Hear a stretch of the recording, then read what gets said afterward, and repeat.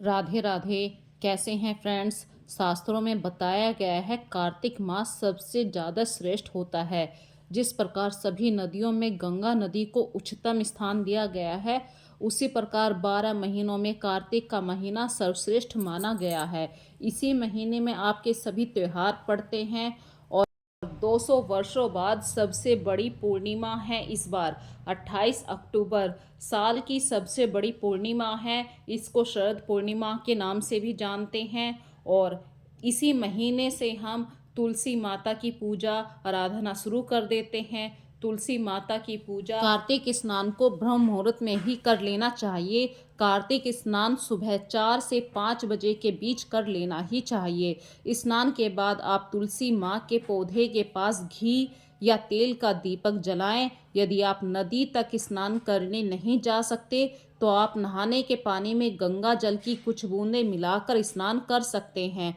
घर के मंदिर में या तुलसी माता के पास बैठकर कार्तिक मास की कथा अवश्य सुनें। इस महीने में आप अन्न धन तथा वस्त्र का दान करें और इसका बहुत बड़ा महत्व भी है। जो मनुष्य कार्तिक मास में स्नान करते हैं, चारों धाम की यात्रा कर लेते हैं और मृत्यु के पश्चात ब्रह्म लीन हो जाते हैं। कार्तिक मास वाले दिन ही शरद पूर्णिमा भी है। शरद पूर्णिमा को हमारे हिंदू धर्म में बहुत ज़्यादा महत्व बताया जाता है। पूरे वर्ष भर की सबसे बड़ी पूर्णिमा होती है यह। और शरद पूर्णिमा के विषय में शायद आजकल की जनरेशन नहीं जानती है, लेकिन हमारी जो सासू माँ होती हैं उनसे अगर कोई पूछे शरद पूर्णिमा क्या चीज़ होती है तो वे ज़रूर बताएंगी। और इस दिन खीर बनाने का बहुत बड़ा महत्व होता है और इस खीर को हम चंद्रमा की रोशनी में रखते हैं।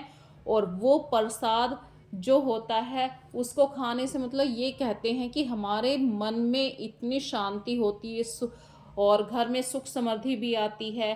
तो पुराने आदमी जो होते हैं या पुरानी मतलब बातें होती हैं उनमें बहुत ज़्यादा सत्यता होती है। तो अगर आप भगवान पर विश्वास करते हैं तो अपनी पुरानी बातों पर भी विश्वास कीजिए। और भारत में इस बार चंद्र ग्रहण भी दिखाई देगा। 2023 28 अक्टूबर को चंद्र ग्रहण लगने वाला है, यानी कि आज के दिन। और इसको सूतक काल भी माना जा रहा है। भारत में सूतक काल माना जा रहा है और सूतक काल कोई बुरी चीज़ नहीं होती है। जीवन मरण सुख दुख सब कुछ ऊपर वाले के हाथ में होता है। तो मुझे आज ही पूर्णिमा की रात में तो जगराता कराएंगे पहले और 3:30 बजे उठ के तब वहाँ से आ गई थी। आरती शुरू करी, फिर जाके मैं वहाँ से अपना प्रसाद दे के आई। ये कहते हैं कि कुछ भी हो, जागरण हो, अगर आप किसी कारण नहीं जा पा रहे हैं तो अपना प्रसाद जरूर लेना चाहिए। तो फ्रेंड्स अब मैं करती हूँ तैयारी, मतलब आपको बताती हूँ मैंने कैसे तुलसी माता की पूजा करी। तो सुबह सबसे पहले जल्दी से उठ के स्नान करा और अपनी तुलसी माता के पास साफ करा। और जो पथवारी बनाने के लिए हमने 4 ईंटों का प्रयोग करा था, वहाँ पर मैंने खेत से लाई हुई बिल्कुल पीली मिट्टी है, ये पीली मिट्टी को मैंने पथवारी के अंदर डाल दिया है। और इसमें आप 7 तरीके के धान बो सकते हैं, चावल बो सकते हैं। धान मतलब मैं अभी इतनी जानकार नहीं हूँ। गेहूं है, धान है, बाजरा है, मतलब इस तरीके से 7 प्रकार के अनाज बो सकते हैं। और ये जो आपने अभी एक पत्थर देखा है, इसी को पथवारी नाम से हम बोलते हैं। और इस पे आप उनका चित्र भी बना सकते हैं या ऐसे ही उनकी पूजा कर सकते हैं। एक कहावत है ना, मानो तो पत्थर में भी भगवान है, ना मानो तो कुछ भी नहीं है। तो जब मैं इतने सालों से पूजा करती रही हूँ तो इस बार मैंने सोचा कि आपको पूरी तरीके से पूजा करके भी दिखाती हूँ। मैंने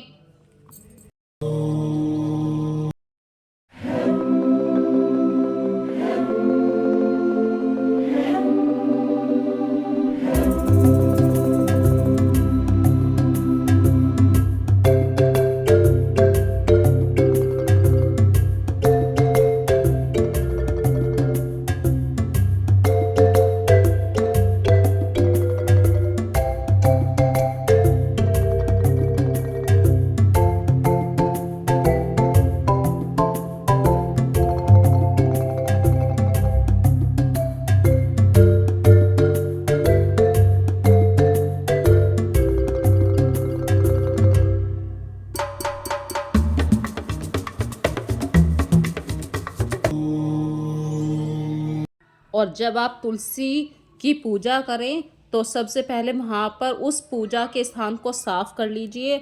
और ये तुलसी की पूजा बिल्कुल खुले आसमान में होती है। इसे ही सुबह का ब्रह्म मुहूर्त से पहले जो हल्के से तारे दिखाई देते हैं उस समय कर लेनी चाहिए आपको यह पूजा। और मन में पूरा दृढ़ विश्वास रखिए कि मुझे हर रोज़ सुबह को 4 बजे से पहले उठना है। और इस पूजा को करने में फ्रेंड्स मिनिमम 1 घंटा लगता ही है। और ये पूजा करने के लिए आपको जो जो सामान चाहिए वो है दही, दूध, पतासा और कार्तिक महात्म्य की एक किताब आती है। यदि आपको कोई जानकारी नहीं है तो उसमें सब कुछ दिया हुआ है।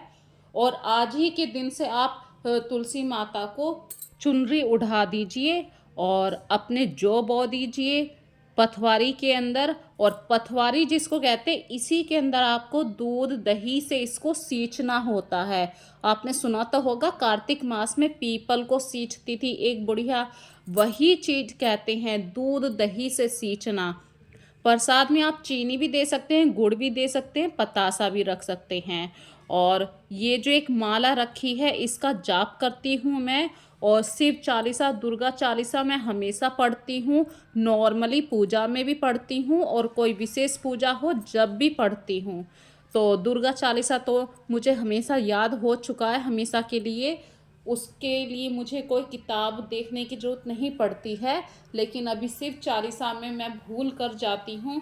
तो एक मैंने नियम बना रखा है और कि मैं जब भी पूजा करूँगी चाहे सुबह हो या शाम को एक टाइम शिव चालीसा या दुर्गा चालीसा ज़रूर किताब को देखकर पढ़ूँगी।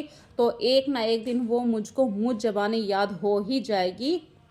तो यही होता है एक दृढ़ नियम। तो जैसे मैंने दुर्गा चालीसा याद कर लिया है एक दिन मुझे शिव चालीसा भी याद हो जाएगा।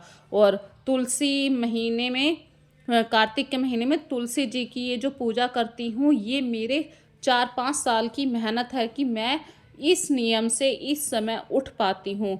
आज की डेट में मुझे कोई आलकस नहीं आता, मेरी आँख खुल जाती है, हमेशा 4 बजे के आसपास आँख खुल ही जाती है।